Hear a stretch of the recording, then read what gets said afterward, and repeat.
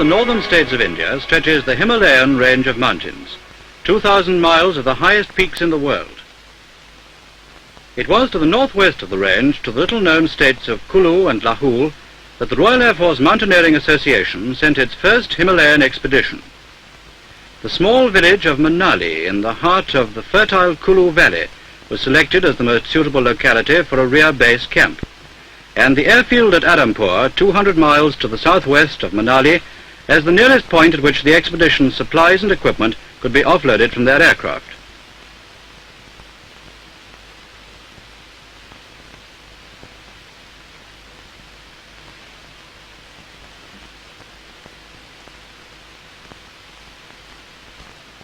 The first member of the expedition to alight from the Hastings transport plane at Adampur was Tony Smyth, the team's leader, who was greeted by officers of the... Major Bainan is one of the district's most respected citizens, and it was he in the capacity of local secretary of the Himalayan Club who saw to it that the expedition was safely encamped in a clearing near a rest house belonging to the Forestry Commission. The expedition's first task was to engage and kit out a number of Indian porters, and in contrast to the easy-going atmosphere of the village, the campsite was soon the scene of great activity. As far as the RAF men were concerned, besides being the first service team to visit the Himalayas, their expedition was also the result of months of carefully stored-up leave and the support of the Royal Air Force Sports Board and the Mount Everest Association, and they were determined to make the most of it. The task of getting the porters to sign for the equipment they had been loaned fell to Dan Stewart, and he soon discovered that there were two distinct advantages in having a thumbprint for a signature. Firstly, a pen wasn't required, and secondly, nobody could ever copy it exactly. One piece of equipment that did not call for a signature was the umbrella that Tony Smyth presented to Dave Dutta, an Indian civil servant assigned to the expedition. Climbing boots were inspected very closely, and not without good reason, because upon the row of nails embedded in the heavy soles a climber must at times have explicit faith. When all the necessary kit had been issued, an early reconnaissance trip was made to the northwest, and Donald Bennett was one of the first to leave. Shortly after, Jack Emerson and Henry Jones, the expedition's doctor, were sent on their way with a handshake from Mike Holton, the secretary. Last of all came Dan Stewart and Johnny Lees, with the porters and the supplies of food. The area they planned to explore, the Hamptar Pass, lay about 20 miles away, and there they hoped to find conditions suitable for a full-scale assault on some of the peaks in that region. Heavily laden, the porters crossed the bridge of Manali and made their way into the surrounding countryside. For the early part of the journey, they travelled along regular trails between hamlets. In the distance stood the mountains for which they were heading. Here in the valley they passed through luxurious vegetation and over streams formed by the melting snow and ice on the distant peaks.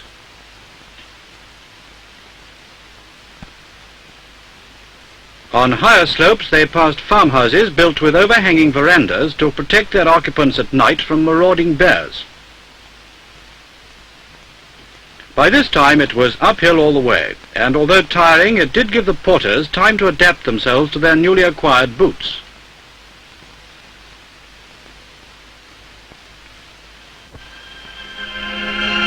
That night, the leaders set up camp at the foot of the pass, with the knowledge that the next day would see them well over the snow line. And it was here that reports they had been given at Manali of bad weather conditions in the area proved extremely accurate. It was clear, even at this early stage, that all hopes of good climbing conditions in this quarter at least would have to be abandoned. Now their progress through the snow, often waist-deep, was reduced to a mere crawl. And it was not only the snow, but due to the limited time available to them, there had been no period of acclimatization that is customary on such expeditions, and this too took a heavy toll of both climbers and coolies alike.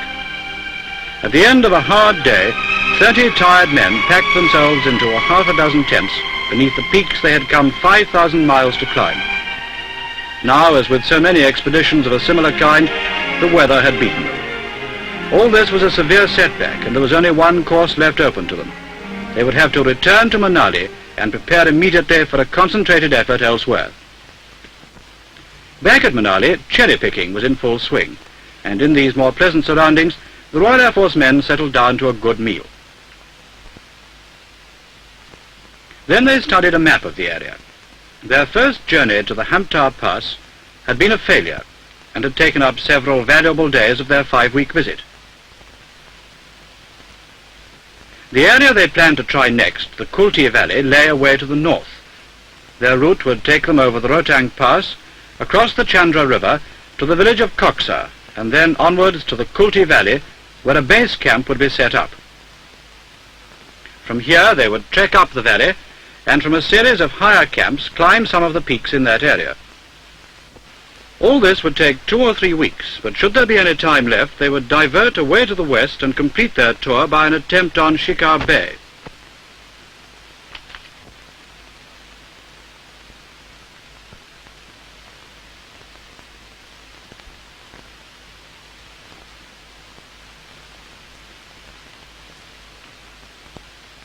With renewed enthusiasm, the team prepared for the journey. Scientific apparatus was carefully unpacked and checked over under the curious eyes of Manali townsfolk. Lester Davies, too, was a source of entertainment as he typed out schedules of teams and loads for the mule train he'd engaged. Mules that were tough and could carry twice as much as the coolies along the roughest trail. Even so, to ensure fair distribution, all loads were carefully weighed.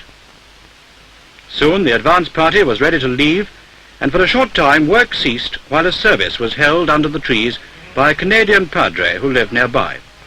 He gave the climbers his blessing, and then they set out on the adventure which lay before them. Led by Tony Smyth, they left Manali with a friendly send-off from the padre and his 2 children. 5 days later, the work of sorting, packing, and weighing the expedition's gear was completed, and the loads were firmly secured on the backs of the mules. In addition to food, the crates contained instruments, clothing, climbing equipment, tents, and dozens of other items which would be needed at the camp that would be established by the advance party when they reached the Kulti Valley away to the north. Eventually, all was ready, and after a last-minute check, Lester Davies and Jack Emerson set out with the mules and coolies. Travelling along the valley out of Manali, they passed native water mills that were operated by swift-flowing streams. On the higher slopes, they saw peasants using primitive ploughs drawn by yaks. There was evidence of the Forestry Commission's work, where trees had been planted in seemingly impossible places to prevent soil erosion.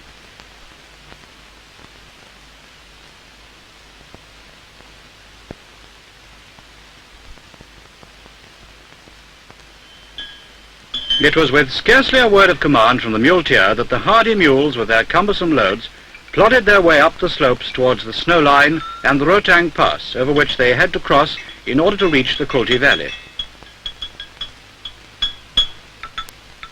As they made their way to the top of the pass, the mule train left behind a dark trail in the white expanse. Now in every direction there were landscapes of rugged Himalayan grandeur. From the spot where they paused to rest, they saw the Kulti Valley itself looking deceptively near in the clear mountain air. It's in the very nature of the climber to be ready for the unexpected. Even so, the sight of native shepherds with 1,000 or so head of sheep and goats migrating across the snow-bound pass came as a surprise. For a while, progress was halted to watch the huge flock pass on its way towards fresh pastures. Here in the Himalayas, between the nomadic tribes, there are unwritten but rigidly maintained laws concerning the use of feeding grounds at different times of the year by the various herds.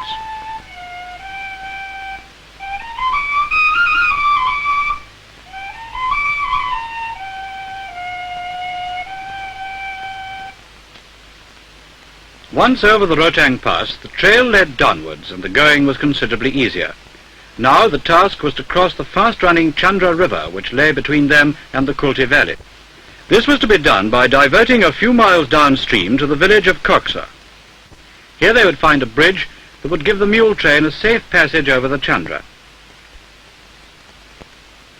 As they descended, they saw the very beginning of rivers, in the form of melting snow and ice, which ran down the mountainside, wearing channels in the ice surface. Gathering speed, more and more water joined the first trickle, until a fast-flowing stream was formed that sped over the layers of rock and between the boulders on its way to the valley below.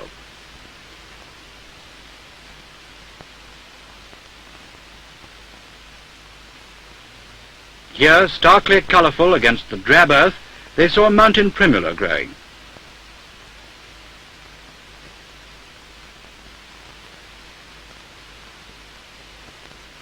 Finally, the Chandra River came into view, and with it the bridge at Coxa.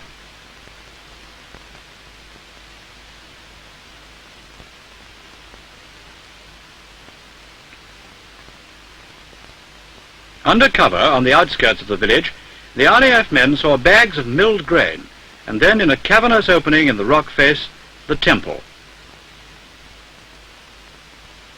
Only a few people live at Coxa, but they're a friendly folk and were pleased to see the visitors. Gladly they showed how homespun material was produced from the wool they obtained from their sheep. The working of the loom, they explained, was a task left to the boys of the family.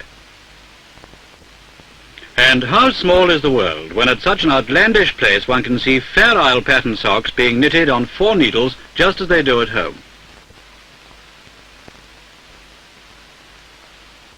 Social niceties, it was noted, had not yet found their way to Coxa, but everyone seemed happy enough. By this time, the advance party, well ahead of the mule train, had established their base camp at the start of the Kulti Valley. From this point, the climbers of the expedition would work their way along the valley to a series of higher camps, and from these the various peaks would be tackled.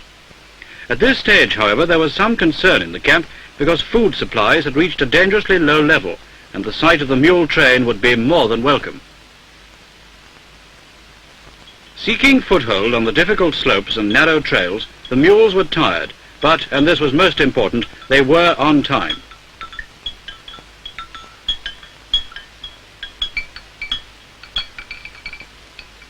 At last they reached the advance party's camp, and there were willing hands to lift the stores and equipments from the backs of the weary animals. Here at the Kulti base camp, the mules were rested for a short while, and then, after a firm date was fixed with the muleteer for the return journey 3 weeks hence, they set out on their trek back to Manali.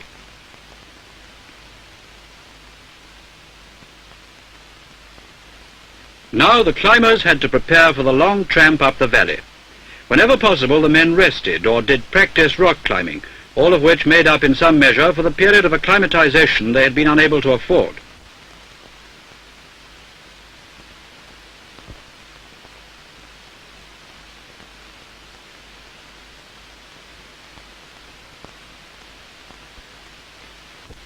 Other times were spent taking stock of the Kulti Valley and the surrounding terrain, against which they had been matching their strength and skill in the days to come.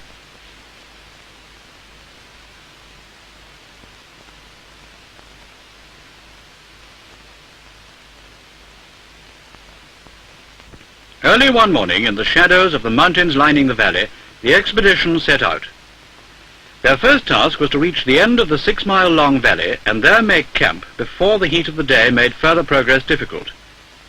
Weighed down by their heavy packs containing food, tents and apparatus for survey work, they pressed on over vast tracts of snow and ice.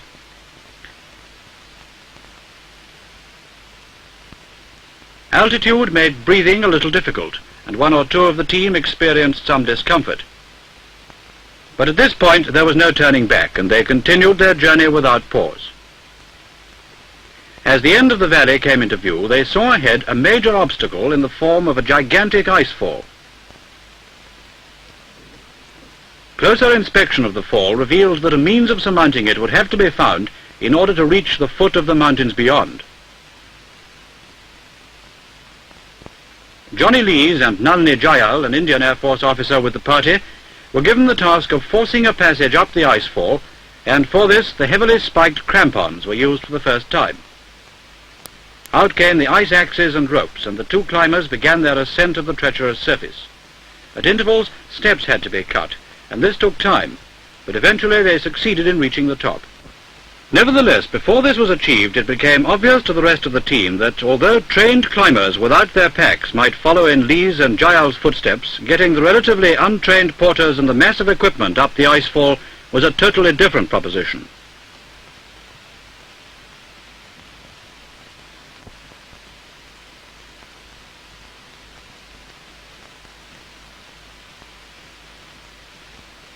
Accordingly, they explored the fall more fully, and found to their relief a difficult but passable route up a gully near the edge, and finally this proved to be their means of reaching the top.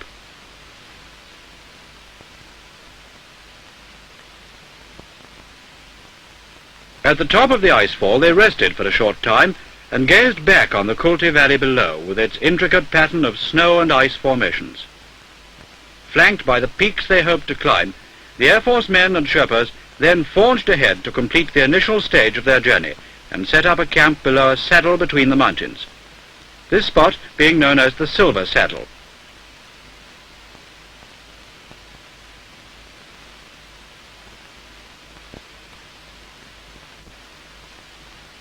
Once this had been accomplished, they were able to take stock of and christen some of the hitherto unnamed peaks they intended to climb. This is Tila Kalar, or Ridge of the Waves. Then Tambu, or Tent Peak, on account of its tent-like formation. These two peaks were named the Twins, and there were a number of others. With the advance camp firmly established beneath the saddle, the expedition broke up into groups of 2 or 3 climbers, and these moved off to set up other camps beneath the various peaks. From these, the final assaults will be made. Once again, crampons were used, but despite their obvious advantages, the going was hard and climbing called for the highest degree of physical fitness.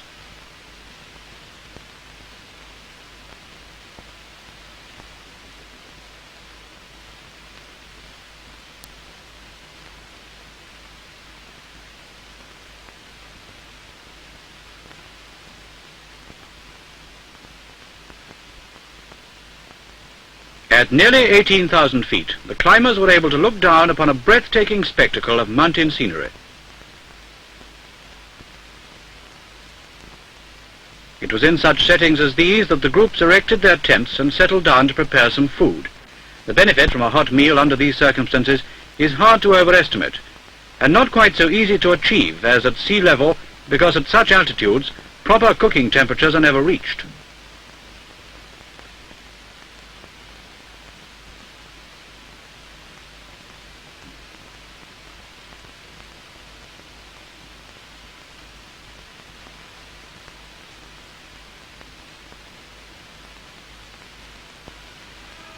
By early morning light, their target stood sharp and clearly defined against the sky. A start was made and the final assaults began. Now all previous hardships and disappointments were forgotten. This was the supreme test of their climbing ability, and nothing else mattered. Everything came into play: ropes, crampons, ice axes, and not least of all, the strength, skill and courage to the very last ounce of the climber himself.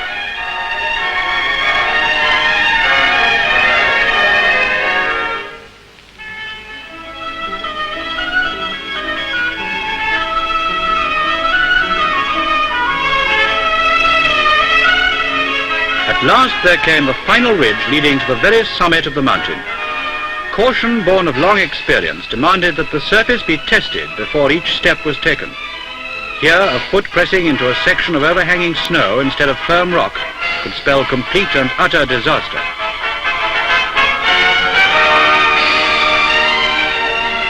But for the Royal Air Force men it was success.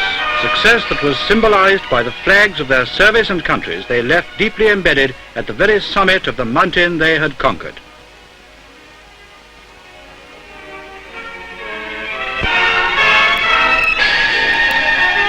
Elsewhere, other groups of climbers forced their way up the long, back-breaking slopes to the peaks.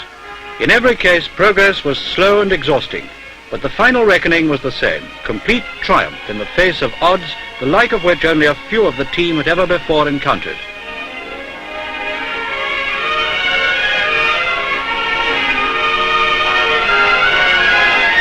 Their original ambition had been to scale one virgin peak of the order of 20,000 feet.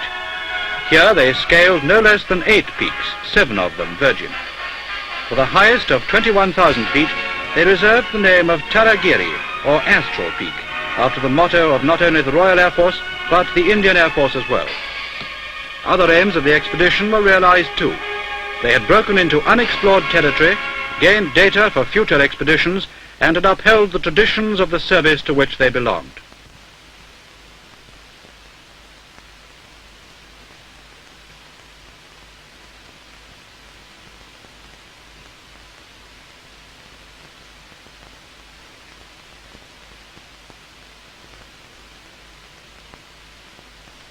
With success in their pockets, the expedition set up their surveying apparatus, actions that were carefully marked on their maps.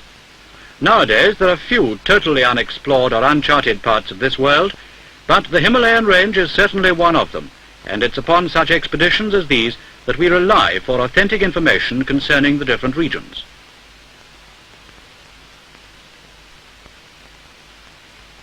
After 2.5 weeks of climbing and survey work, the team reluctantly broke camp, and everything was packed away for the return journey down the valley. The snow and ice surrounding their tents had melted, and had left a platform of ice upon which they had slept and eaten throughout their stay. Shifting their gear down the icefall to the Kulti Valley below proved a considerably easier task than that of getting it up. This was made possible by the relatively smooth surface of the fall.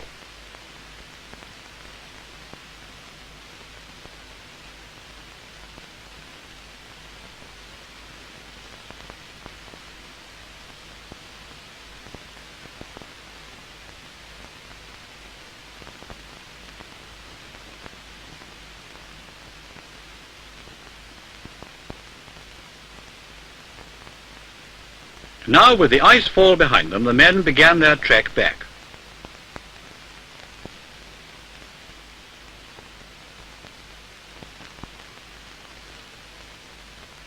At one stage of the journey, Henry Jones, the doctor, tried a quicker means of transport, but soon decided that air beds were not meant for this sort of treatment, and the tiring but less chilly foot slogging came back into favour.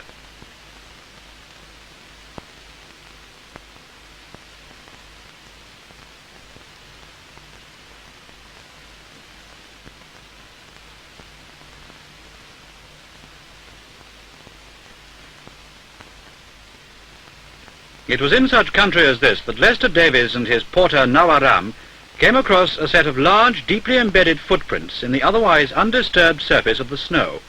Footprints that the Sherpas instantly proclaimed as those of the Yeti, or abominable snowman. For Western zoologists and anthropologists, they are still one of the great unsolved mysteries of the Himalayas. But time was short, and Davies could only measure and obtain photographic records of the amazing discovery. As the withdrawal of the higher camps went on and groups of climbers and porters arrived back at the Kulti base camp, it became clear that after a short rest and some food, there would be sufficient time for a small party to divert to the west to the 20,000-foot peak of Shikar Beh, and perhaps add this final summit to their already impressive list of successes.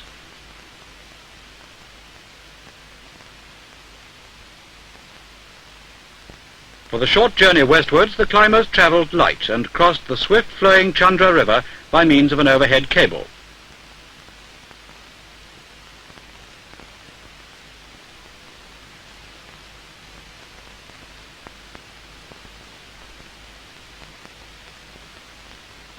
Once across the river, their route passed near a spot where a melting glacier sent a torrent of water through an opening in the cliff face to fall in a cloud of spray 400 feet into the valley below.